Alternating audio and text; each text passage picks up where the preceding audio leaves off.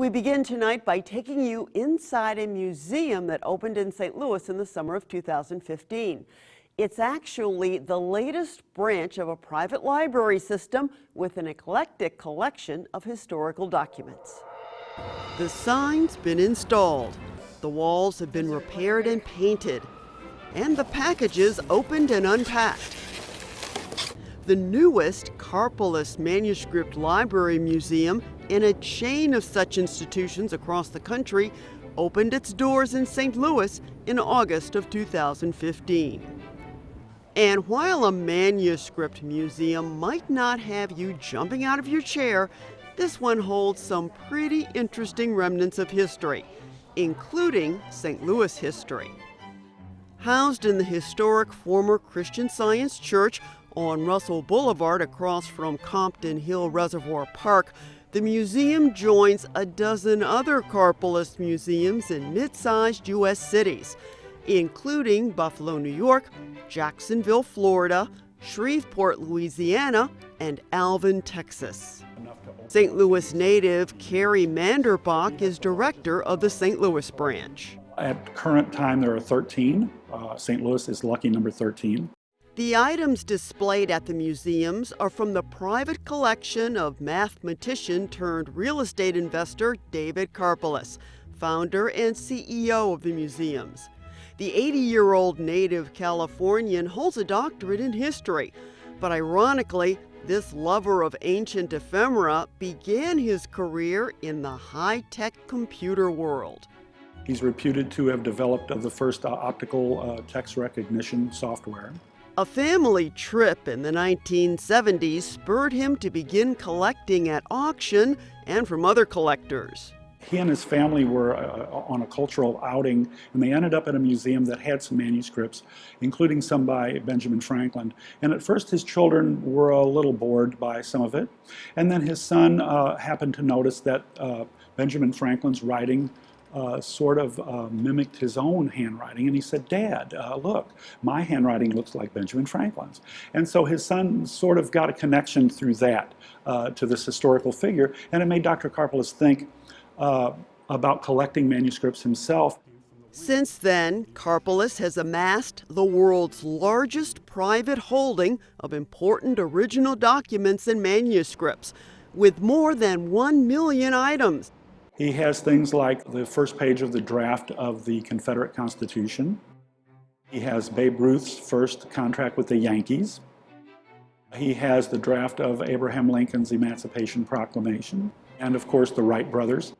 Local history is well represented in the collection, including the St. Louis Athletic Association's application to baseball's National League, Charles Lindbergh's certificate of landing following his transatlantic flight in the spirit of St. Louis, and the Great Soulard Discovery Map, a copy of which was used by Lewis and Clark on their expedition west. The first museum opened back in the 1980s, and that opened in Santa Barbara, California.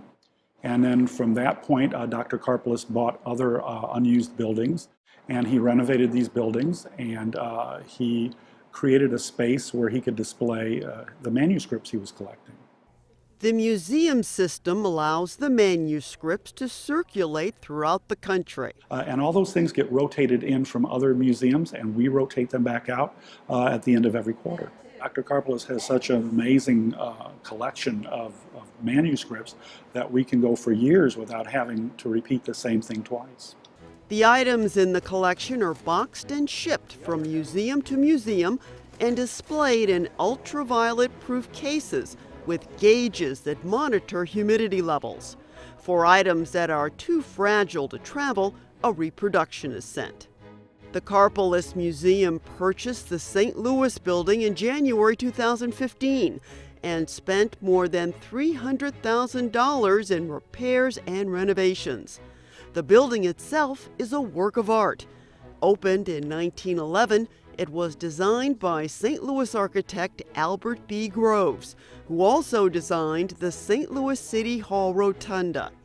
It has a sanctuary on the second level that will remain intact for museum functions and rentals. It even has a kitchen and full-size turquoise green baptismal pool in the basement, left from the days when the building served as a Baptist church. A curator said to them, well, while you're here, why don't you go visit the library? Jean Wasco was one of the museum's first volunteers. Her PhD in Victorian literature and her background as a grant writer for the St. Louis History Museum made it a good fit. She recognizes both the challenges and benefits of a manuscript museum. I don't think children connect with handwriting anymore and with handwritten documents. And it's because they don't write. But you can't have any of the advanced knowledges we have unless people are writing things down. So the written word is always changing in some ways, and we'll get over this hump, but it's really nice to take the step backward and to remember that whole process of communication. The Karpeles collection isn't the only thing housed at the museum. A small room off its main exhibition space hosts the St. Louis Media Archives. Rotating exhibits feature memorabilia from St. Louis's rich media history in radio, television, print, advertising, and public relations. The St. Louis Media History Foundation was established to acquire and preserve St. Louis media history so that we don't lose this stuff. Our collection is beyond anything I'd ever imagined. For the most part, we've gone out and found it.